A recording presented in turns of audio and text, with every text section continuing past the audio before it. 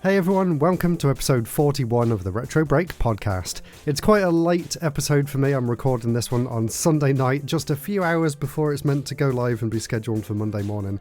And I've got a lot of interesting things to talk about, and I've been dying to record this one, but I've been so busy, I've finally just got around to it now. So the main topic for this episode will, I think, at least it's going to be something along the lines of how I would like to design a gaming museum, because if you saw my video on Friday, I actually recently went to a new gaming museum / exhibit up in Doncaster, which was called Game On.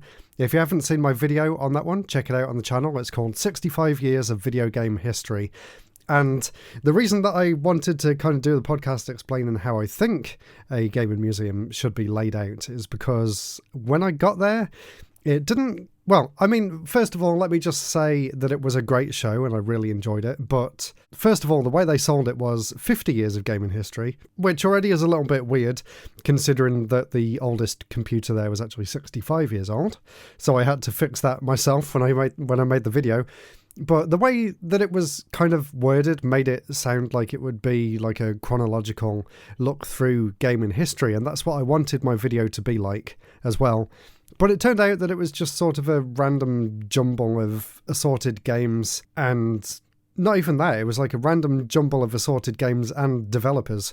Like, there was one wall in particular, and all it said was Microsoft, and it had an original Xbox at the top, and then it was playing Halo on the Xbox 360, I think. So it was very strangely laid out, and a lot of the older consoles and a lot of the older arcade games in particular weren't even playable there. They were actually just switched off, and there wasn't really any information around them either. So when I was making my video, like the PDP-1 and Space War, and then Computer Space arcade machines after that, there was nothing at the show to actually explain what they were.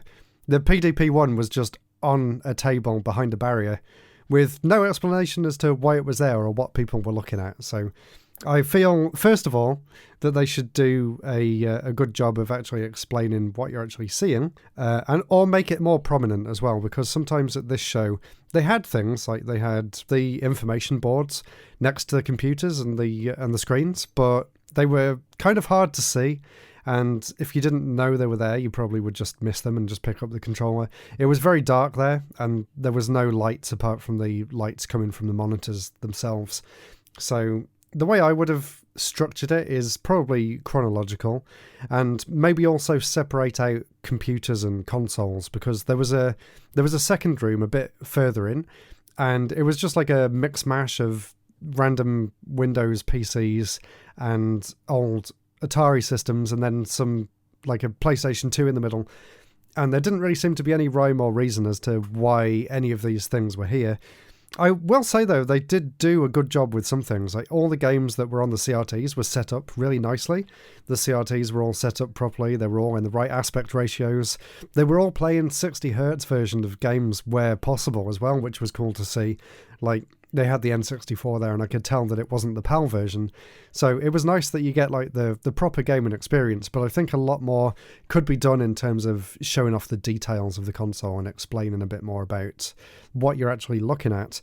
But as well as that, I've actually wrote down some ideas here of how I would personally like to structure a museum, or if any gaming museums or people who are interested in starting one are listening, then get out your notepads, get out your pen and paper, take some notes here. So let's begin with the idea of it being chronological, obviously starting all the way back with the earliest computers, but actually not just that. I would like it to also kind of explain the people behind the technology as well, and how they came to these conclusions and these systems as well, like maybe a section related to the Fairchild Channel F and explaining how the first interchangeable cartridges were made, something like that, or like the difference between the oscilloscope games of the 60s and then the first actual computer-based games, which I think was like Ralph Baer, I think his name was, in the late 60s, early 70s, with the Magnavox Odyssey and things like that. I would like, something to actually explain a bit about the human history behind games, as well as just being able to play the games themselves. So that would be really cool. Also, for some of those older computers and consoles, it'd be really cool to have like diagrams and sort of technical information for people who are more interested in that side of things as well.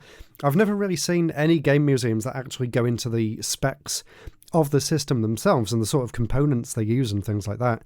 I think that could be really interesting if they sort of presented it in a way that was easily accessible, because I think like learning about transistors and things and why some of these early computer-based video games were on like massive mainframe computers, and the difference between that and then like 10-15 years later you have things like the ZX Spectrum, which is just a tiny little box with rubber keys. It's like, how did you get from that to that? That would be a really interesting and engrossing story for people to actually figure out how games scaled down so that they could actually fit in the home to begin with.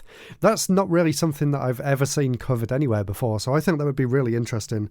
Another way that I thought about structuring this kind of event, or this kind of history in general, and I'll cover a little bit about this.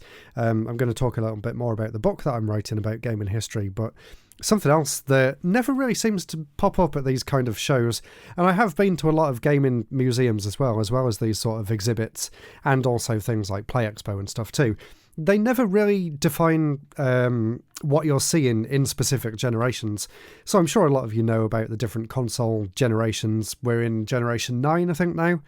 And seeing the progress between each generation, that would be really cool if there was like separate rooms, maybe 9 different rooms or 9 different sections, each one dedicated to a specific generation. Like you've got Gen 3, I think, which was the start of the 8-bit generation, and then Gen 4 was a 16-bit, and then Gen 5 was 32, and how they sort of introduced CDs, and then with the start of online in Gen 6 and 7 and things like that.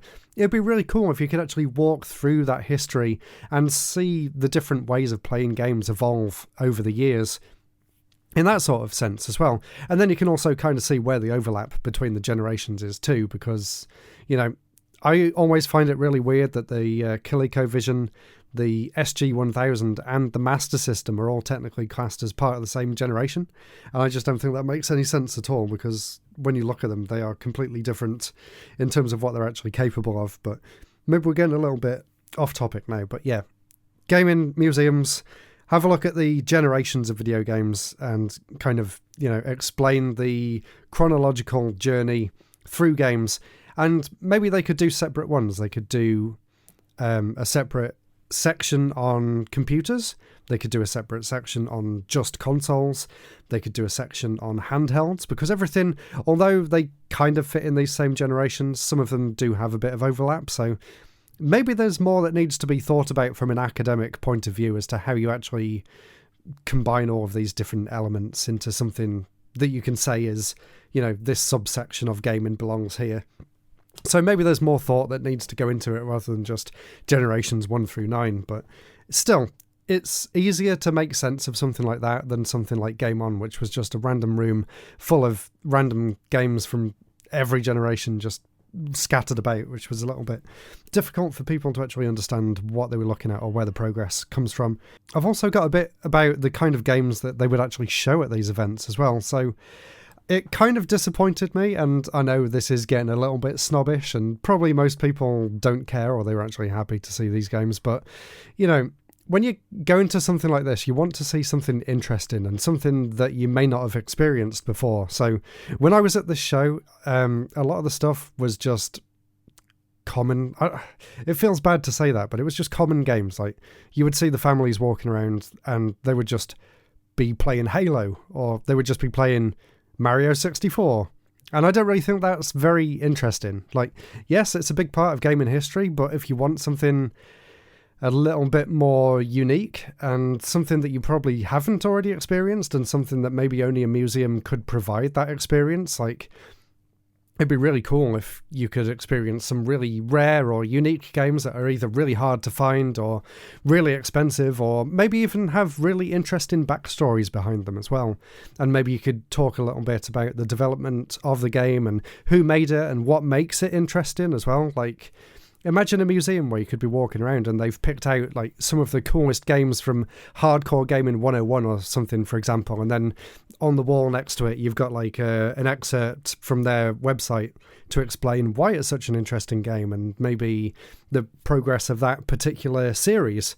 Maybe that could be something really cool. So, you know, maybe I'll find a museum that ticks all these boxes at some point in the future, and maybe, who knows, in like 20, 30 years' time, I might even set my own one up. That would be something that would be really, really cool. Anyway, that's kind of it for where I want to go with this part of the podcast. Anyway, let me know in the comments or in an audio response if you're listening over on Spotify. That would be really cool. So let me know, what would you like to see in a game museum? And now we're going to move on to part 2, changing topics a little bit here. We're going to be talking about some of the games that I've been playing over the past 2 weeks. So the first of the games that I've been playing, and I'm sure many people listening to this have also been playing it, that is of course Final Fantasy VII Rebirth. And I haven't played it anywhere near as much as I would have liked. I've been so busy with work, trying to get this video of the museum tour up on YouTube for Friday. Before that, I had to finish off my review for Berserk Boy, which was another really cool game that I've been enjoying. So definitely check that video out as well if you want to see a really cool action game in the Mega Man X or Zero sort of vein. But yeah, from what I have played of Final Fantasy Rebirth so far, and I've played it for maybe 5 or 6 hours at this point, I'm absolutely loving it. I loved the first one. I especially loved playing Crisis Core just before Rebirth came out. That one really, really drew me in. I don't know whether it was the pacing of it. It seemed really fast-paced compared to most other Final Fantasy games. Or maybe it was just the story that it told with Zack. I just really fell in love with that game. So is it spoilers if it's right at the start of the game? I guess close your ears if you haven't played Rebirth yet. But right at the start of Rebirth, you get to see Zack walking back to Midgar and he sees Aerith on the TV. And I was just so excited. And from where I'm at in the game now, I haven't seen him since. And I really hope he makes a comeback soon, because that was like, yes, I'm so glad that I managed to play Crisis Core before this, because that just like filled me with excitement. And then there was a really, really cool bit with Cloud and Tifa. I won't really ruin anything else, but go and play it if you're into Final Fantasy, even in the slightest. You're bound to have a great time with that game. It really is amazing, and Square Enix has done such an amazing job bringing that series back into the 21st century. It's just incredible. Another game that I've been playing and having decidedly less fun with is ActRaiser 2. So if you've been following me on Twitch recently, you will have seen that I've been playing ActRaiser 2 as part of my Quintet journey, and oh my god, I am struggling with that game so much. In fact, last Tuesday, I basically gave up on the stream after like an hour and a half of literally playing the same part of the same level for an hour and a half without stopping, and I just couldn't get anywhere. That game is brutal. I'm going to try again this week. There are a few other levels that I can try and tackle before I go back to that one, but oh my god, if you've played ActRaiser 2, the Ice Palace in that game is just impenetrable for me at the moment. I just can't do it. I mean, skill issue, sure, but oh my god, I'm going to try and get through it though, because I really want to finish that game, because it does have some really cool mechanics, and it would be a shame to not be able to complete it, because hopefully I'm going to go through and complete every single one of Quintet's games in order for my Quintet retrospective to be done whenever the hell that gets made, who knows. But yeah, ActRaiser 2 is still very much on my list of games that I want to try and get through, and if you want to see me struggle, then go ahead and follow me on Twitch every single Tuesday. I'll be chipping away at a Quintet game. I'll come back to another game that I want to play on stream in just a bit. But I did mention Berserk Boy already, so that is another really cool game. Also, the Analog Pocket adapters just came through the post, and I've been having fun with them. I've got 4 now. I've got the Game Gear one, I've got the Atari Lynx, I've got the PC Engine or TurboGrafx Hue cards, or Hue cards, however you call it. And what's the last one? Neo Geo Pocket as well. So I've been having fun testing all of those out on the Analog Pocket. Haven't really decided whether I'm going to do a full video on it just yet. I mean, it was something that I ordered years and years ago, and I don't really know how interested people would be in that sort of video. So maybe rather than doing a full video on them, I'll actually just do it as part of a pickups episode. And now on to some of the projects that I've been working on. So like I mentioned in the Game and Museum section about the different console generations, that's actually the next part of the book that I've been writing. So while I've been away this weekend, I've been up in Wales to visit my girlfriend's parents for Mother's Day, and we just came back a few hours ago. But while I was up there, I was actually on my iPad mini doing a bit of research into the different gaming generations and setting up all the different chapters for that. So basically what you've got to look forward to in that section is 3 well-known systems and 3 obscure systems for each generation. And I'm just going to be focusing exclusively are either going to get their own section or maybe get their own book, depending on how I'm going to do it. But yeah, I've found some really interesting obscure consoles that I hope I can shed some more light on in this book in particular. I'm going to dedicate each one to have its own chapter, so that'll be really cool. There's some really, really interesting things that I hadn't even heard of until I was researching for this. And some of the stuff you can't even find on Wikipedia if you look at the game generation categories on there, so that is something really cool. Can't wait to write more about that, and I've been enjoying getting back into the book recently as well. And this weekend I'm actually going away to London, so I'm going to take my iPad mini or maybe my MacBook actually and take it on the train while I'm going up there and try and write some more as well. So look forward to that. It's still a long way off. I've only just written over 10,000 words, and I think average book is like 50 or 60,000, and I'm not worried about hitting that. In fact, I had too much and I'd split it out into actually different volumes already, so I'm definitely not worried about hitting that mark. But just as a rough estimate of where I am with the book, I'm about a fifth of the way through if you want to look at it in terms of words. But obviously once it has all been written, there's a lot of back and forth you have to do to try and tidy things up and just sort of proofread it and change bits to make it flow a bit nicer, which I'm actually really looking forward to doing, because I kind of like going back over something and sort of chipping away at it to make it into something better than it already is. So look forward to the book. It is still in progress. I know it's taken a while. Something else that I'm excited to talk about is the fact that I bought myself the Osmo Pocket 3, and for those of you that don't know, it's a little pocket camera. I actually had the Pocket 1 since it came out in 2019, I think that was, and I loved that. I took it to all the different events, but this one is so much better. It's a little bit bigger, but the actual lens itself is so much higher quality. It's a 1-inch sensor now, which means you get some really nice depth of field, and I'm going to be taking it with me to London to hopefully record some of the London gaming market, and I've got a little strap that I can use for my rucksack to put it on as well, so hopefully I'm going to get some really nice footage from that event as well, because it has been a while since I was able to get any footage from the gaming markets, because they've just got so busy, and I kind of feel bad holding everyone up if they want to look at the games and I'm there trying to point a camera around. So something that I can just wear and have on me while I'm looking at all the stuff, I think will be really beneficial. So hopefully in 2 weeks' time at this point, there'll be a really good gaming market tour using the Osmo Pocket 3 for you to all look forward to. And I said there was another game that I wanted to play on stream, and that is Trip World DX, which is something that I've been looking forward to for a long time at this point. For those of you that don't know, Trip World is a very rare and expensive Game Boy game, and Limited Run not only released the original game, which I've got in my hands right now, but they also released a DX version with the original developers' support as well, so that looks super, super cool. It's basically an official Game Boy Color version of Trip World.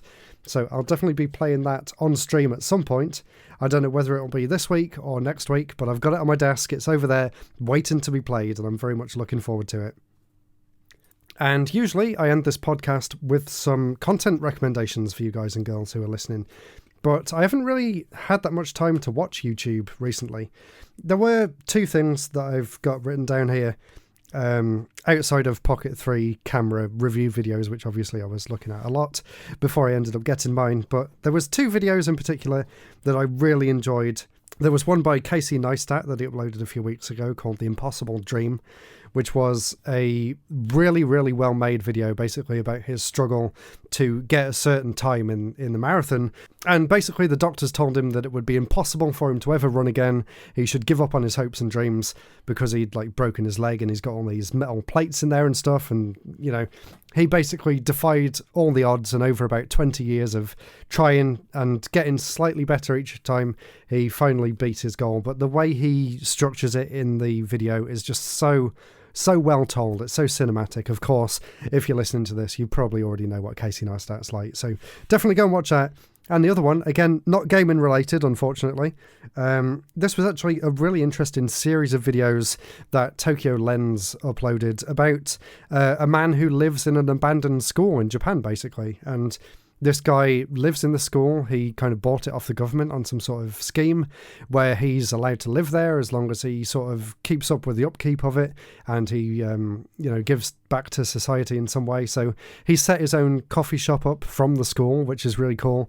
And he's also got like a music studio in there as well. And it just seems like he was living his best life. But unfortunately, in this latest episode, we actually find out that the guy is leaving to go and move to kind of a seaside town a few miles away from the school. So he's going to be doing trips back and forth, but he's not actually going to be living there anymore, which is really sad because for those of you that don't watch Tokyo Lens, this is kind of an ongoing saga that he's been uploading videos about for like 2 or 3 years at this point. So to see him leaving that school was kind of sad. But again, I know it's not really gaming related, and probably a lot of you have either stopped listening at this point already or aren't really interested, but they're the 2 videos that kind of stuck in my mind this week as 2 really good ones. And kind of a topical one to end it on. And this one is gaming related, kind of. I'm sure a lot of you listening know that Akira Toriyama died recently, unfortunately. He was the artist behind things like Dragon Ball and Dragon Quest. I watched Happy Console Gamer's video about his memories and appreciation of Akira Toriyama, and I really enjoyed that. And just the amount of content that Toriyama made over his life and the amount of lives that it's changed and enhanced as well is just incredible. So props to the guy. He's done an amazing job, and like Happy Console Gamer said, he may be gone from this world, but he is not gone, because his work lives on and it will live on forever. So my voice is going. I think that's a good time to end the podcast. Really hope you enjoyed it, and I'm really enjoying making these as well. So look forward to another one in 2 weeks' time. If you are enjoying it, please consider following on whatever podcast platform that you're listening to, and also give me a rating on Apple Podcasts or Spotify. That will really help more people find this podcast in the future, although I am just doing this for fun, so I don't really mind whether anyone finds it or not. I'm doing this completely free of any sort of pressure or any sort of expectations, listens wise or anything. This is just for fun. This is just for me to get out my thoughts over the past few weeks. So the fact that anyone listens is just incredible.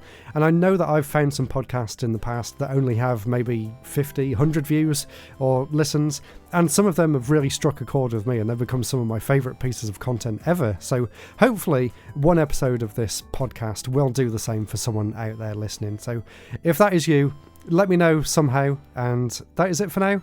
I'll see you all again in 2 weeks' time. Thanks for listening.